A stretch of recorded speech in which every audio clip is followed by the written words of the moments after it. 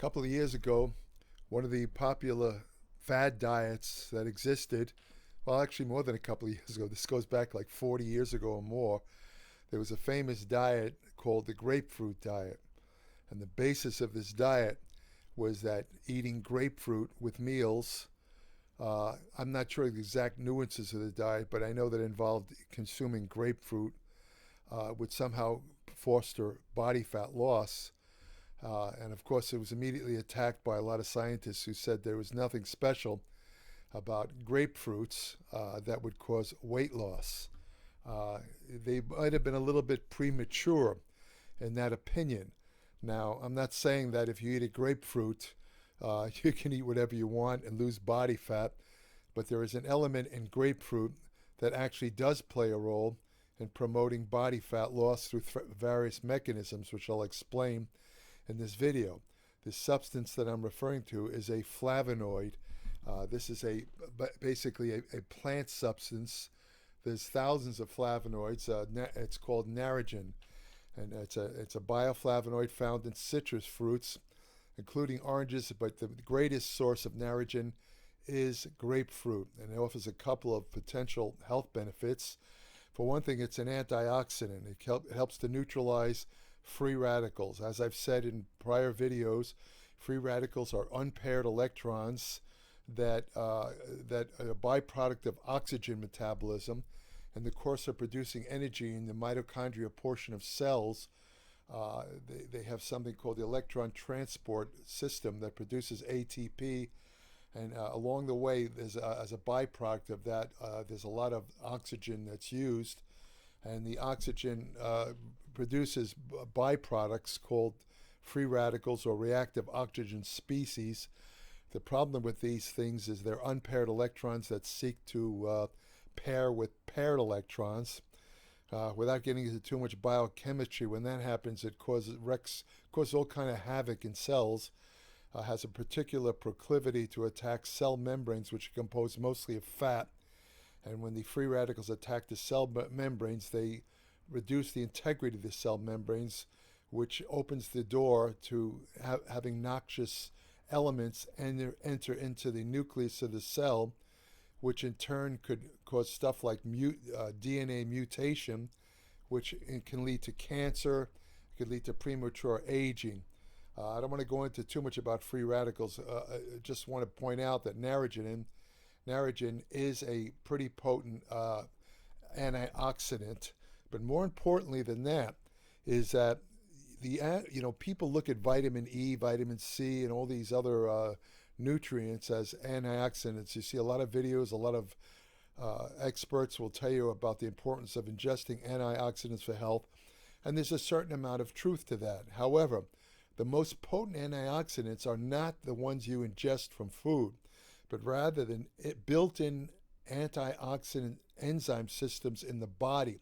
These are thousands of times more potent at quenching free radicals than any type of dietary antioxidant. What am I talking about? I'm talking about enzyme systems such as glutathione, catalase, superoxide dismutase. There's 3 different kinds. These are built-in antioxidant enzymes. Your cells are constantly being attacked by these free radicals, and the body depends on these built-in antioxidants to protect you. And as you age, unfortunately, the production of these endogenous or built-in antioxidants tends to decline, and that is aligned with a lot of the causes, diseases associated with aging. Now Naringenin comes into play because not only does it itself provide antioxidant benefits, but it also stimulates a substance called NRF2, which is the master antioxidant controller of the body, and it also promotes directly increased activity of the endogenous antioxidant systems, including glutathione, superoxide dismutase, and by doing so, it offers a lot of health protection. Now, Naringenin also helps suppress inflammatory processes in the body. Some recent studies show that Naringenin has the ability to prevent a lot of the effects of COVID-19, the worst effects of COVID-19 were caused by a massive release of immune system proteins called cytokines. Now, cytokines normally act as signaling factors for the immune system. They're proteins, but if they're released in excess, they could attack cells and tissues. And that was the people that had to be hospitalized and put in respirators to breathe when they were infected with COVID-19. These are the people that had what they call cytokine storm. Now, Naringenin can actually modify the release of inflammatory cytokines. One of the main ones is called interleukin 6, and studies have shown that Naringenin can actually suppress interleukin 6, and by doing so, it helps control the release of inflammatory cytokines. So Naringenin is also an anti-inflammatory. Now, I should point out, before I go any further, much of the research that has been done on Naringenin is animal research, and anyone who's viewed my videos or read my Applied Metabolics knows that I'm not really big on animal research. 50% of it is completely unapplicable to human physiology. So you have to take a lot of this stuff with a grain of salt. But just because it works in animals doesn't mean you get the same results in humans. On the other hand, it also could be reproducible in humans. Now, Naringenin is, when it's ingested orally, if you're going to use it in supplement form, it's available as Naringenin. However, when you ingest it, it's converted by intestinal bacteria into Naringenin, which offers it offers benefits above and beyond Naringenin itself, and especially when it comes to cardiovascular health. Naringenin may help lower cholesterol levels and improves endothelial function. That's the lining of the arteries. This is the endothelium, is the site of production of nitric oxide, because the endothelium has that's where the nitric oxide synthase enzyme, which converts arginine into nitric oxide, it's located in the endothelium. So maintaining endothelial function is very important. And Naringenin helps protect blood vessels from damage. When the blood vessels get damaged, especially the endothelium, the body becomes less efficient at producing the enzyme that converts arginine into nitric oxide. So the Naringenin can help protect blood vessels from damage, which in turn helps prevent atherosclerosis, which is a accumulation of plaque in the arteries, which is a forerunner of cardiovascular disease. There's some indication that Naringenin can also be useful in weight management. As I mentioned earlier, the grapefruit diet. Now, why would Naringenin aid in weight management? Well, for one thing, it actually makes caffeine work better. How does it do that? Well, Naringenin, it turns out that Naringenin actually inhibits an enzyme system in the liver that metabolizes caffeine and other drugs. When you take Naringenin, it decreases the clearance of caffeine by 23% and extends the half-life. In other words, the amount of time it takes to break down half of a dose of caffeine, it extends that by 31%. What does this have to do with fat? Well, caffeine is a fat mobilizer. That's pretty well known. It helps to mobilize fat stored in fat cells. So by making caffeine last longer, you get a possibly increased body fat losses. So that's where also Naringenin has a couple of other effects on helping to reduce body fat. It also, for example, inhibits an enzyme called aldose reductase, which converts glucose into fructose. Fructose can accumulate in the liver and is associated with increased fat deposition in the liver, which leads to what they call non-alcoholic fatty liver, which is in epidemic proportions right now. Fatty liver is a forerunner of insulin resistance, cardiovascular disease, cancer, and diabetes. Other studies show that hold on a second. Other studies show that Naringenin also can actually, because it kind of accumulates in the body, and it could actually bypass what they call the protective blood-brain barrier, which is a network of blood vessels that controls what enters the brain. And naringenin could get into the brain, where it could probably exert antioxidant effects and help protect the brain, because the brain is composed largely of fatty acids, especially polyunsaturated fatty acids, which are highly prone to oxidation. Increased oxidation of fat in the brain, some scientists believe, is a forerunner of degenerative brain disease, including Alzheimer's and Parkinson's disease. Another feature of naringenin is that it helps protect the stomach lining from damage.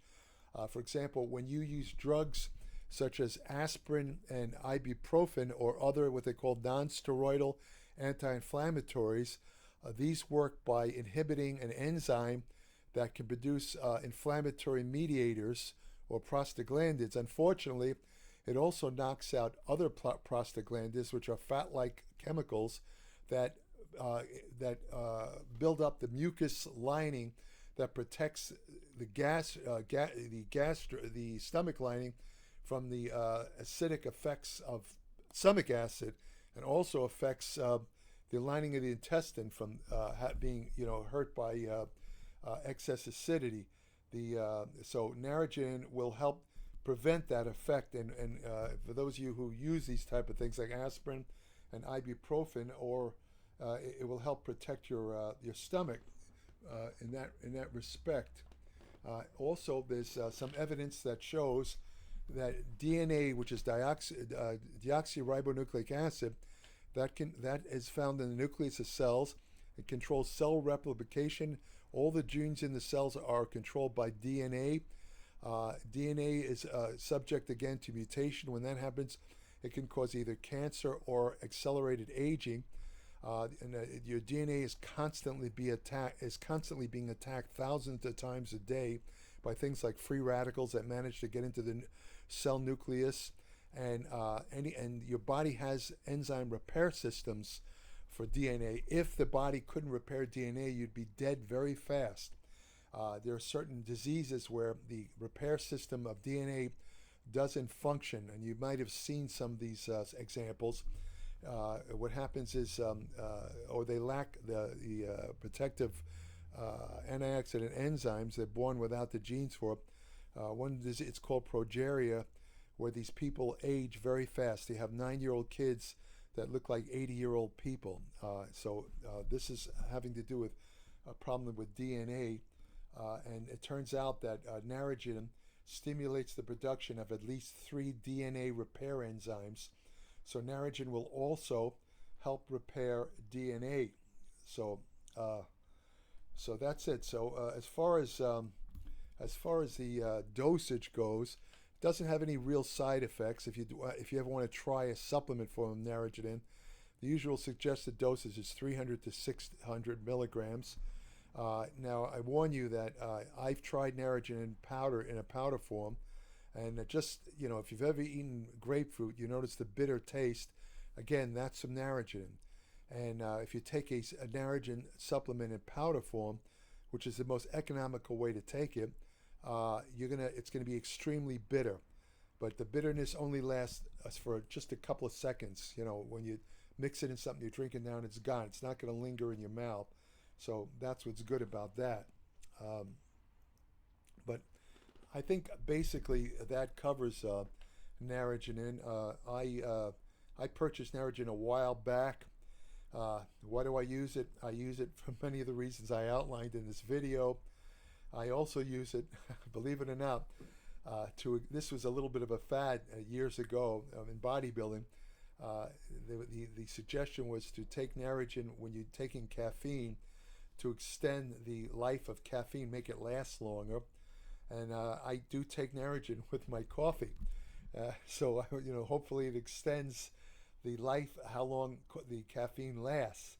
Of course, but caffeine actually lasts a long time anyway. It lasts 4 to 6 hours. Caffeine peaks in 60 minutes after oral ingestion, but it lasts in the blood for 4 to 6 hours. This is why people who have trouble sleeping shouldn't take anything with caffeine too close to sleep. But I take caffeine earlier in the day. I take it before my workout, and I take a little bit of Naringenin with it to help extend the, let's say, the caffeine power, if you want to call it that. So that's just a little trick. I think it's pretty good stuff. One little trick about I forgot to mention is a study came out a couple of years ago. A lot of men who take testosterone, especially men over 40 who use testosterone injections, if they take injections that are more than 150 milligrams, about 50% of them develop something called elevated hematocrit. Hematocrit is a measure of blood viscosity. In other words, how many blood cells are circulating the blood. With an elevated hematocrit, the blood is literally too thick, and that predisposes you to strokes because of increased blood clotting effects. It could be very dangerous. A lot of guys who embark on testosterone replacement therapy, their hematocrit, especially again, this happens to mostly men over 40, the hematocrit gets so high that they have to donate blood. That's the usual cure for an elevated hematocrit. However, years ago I came across a study showing that eating grapefruit actually can help lower hematocrit. There was only one study. I couldn't find any replication of the study, and the way the scientific method decrees that for a study to be considered acceptable, it has to be replicated several times. I only found one study, but it was interesting that the active element in grapefruit that lowered hematocrit was Naringenin. Now, I'm not suggesting that those of you who, if there's any man listening to this who's over 40, who started testosterone replacement therapy and they got a blood test, they noticed that the hematocrit was a little high. You could try taking the Naringenin to see if it helps, but I would also not, if it gets too high, you don't want to take any risks.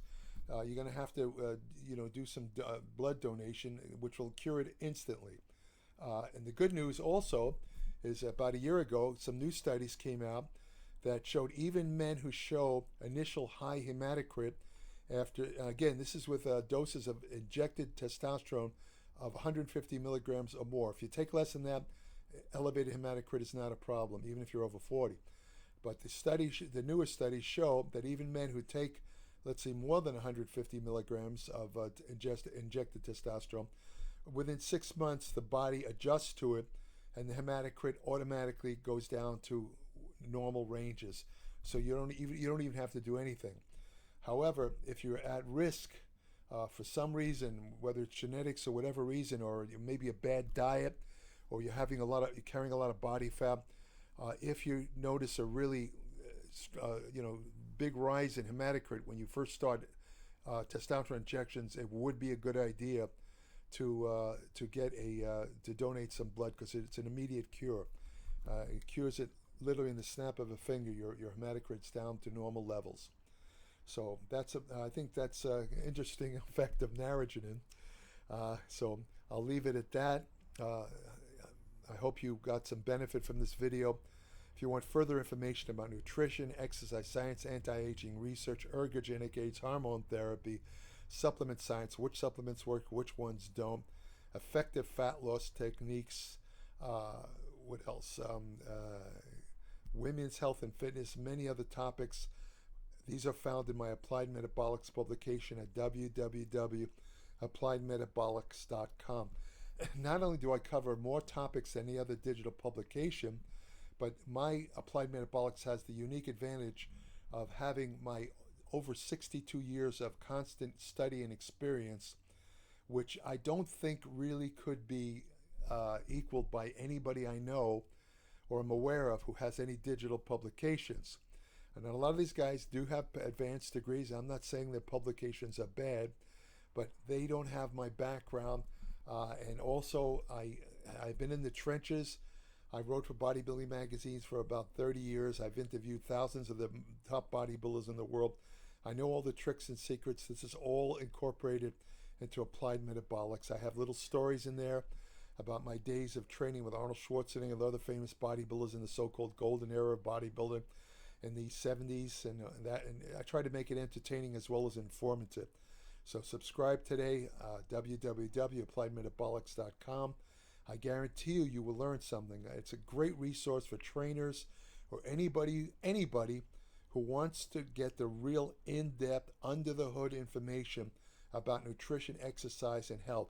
The information, and I'm not exaggerating when I say this, the information in Applied Metabolics could literally save your life. And I'm not exaggerating. If you read it, you'll see I'm telling you the truth.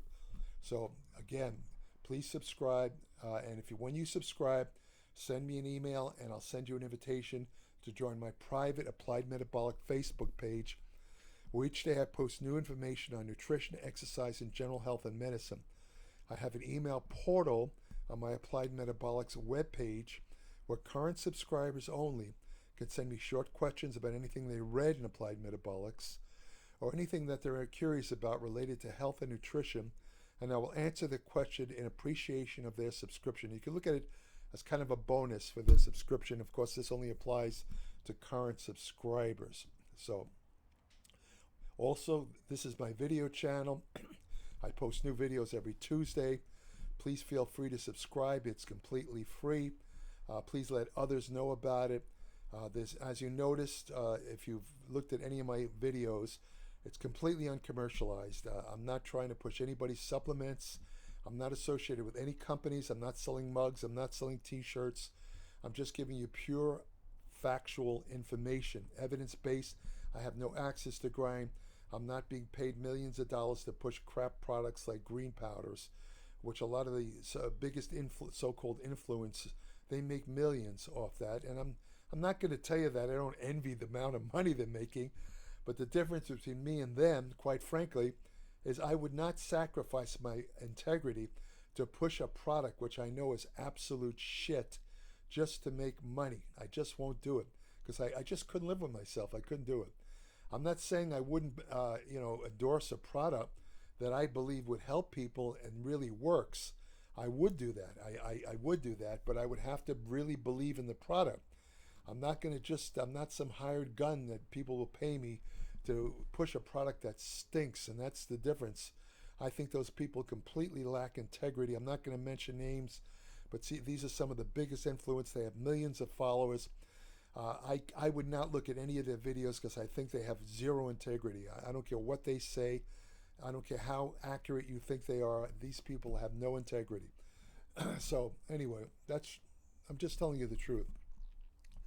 If you want to have the best friend you'll ever have, go to your local shelter, adopt a dog. Thank you for listening.